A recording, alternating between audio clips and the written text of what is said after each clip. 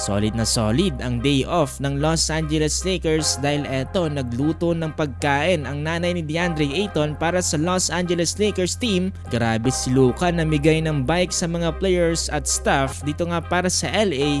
At eto panoorin natin ang part 2 ng half-court competition ni Luka at ni JJ Redick.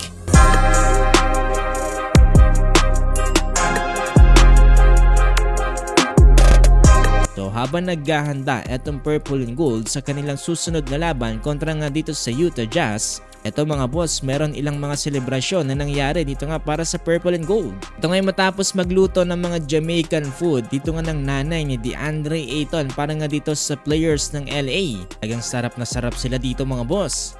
The best fried chicken. You're ashamed. Oh my God. We're cooking for the Lakers today. I'm excited. I'm overwhelmed. Hold on. You can't get that. No whip. Jamaican cuisine is the best. We have oxtail, curry mutton, rice and peas, and fried chicken. And we have some jerk chicken. If I can describe the smell in this room, heaven. Somebody come look at that. The food was fantastic. As you can see, I have my second plate here. I appreciate, DA, his family for, doing this for us. It's tough to play 82 games a week, ups and downs, everything, made shots, missed shots. You stay together, like that's where success is. And events like this, having a team feel together, it's huge because you sit down and you talk about everything else other than basketball.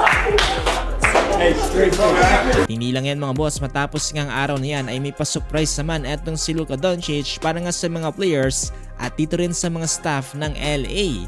Bigay lang naman kasi ng 100 plus e-bikes etong si Luka. Grabe talaga, big time mga boss etong si Luka Doncic. Luka you have something for us, right? What we got? Christmas gift. Oh, we have a Christmas gift. Where are those Christmas gifts located?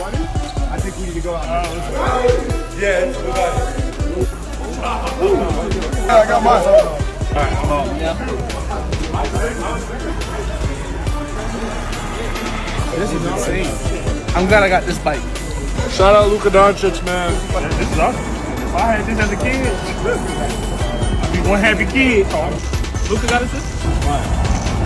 Why would I drive it? Kung napanood nyo mga boss yung huling competition ni Luka Doncic at JJ Redick dito nga sa half-court shot, eto panoorin natin mga boss ang part 2. Hey, no ring. Just called that? Looked me dead in my eye and said that? Oh, yeah.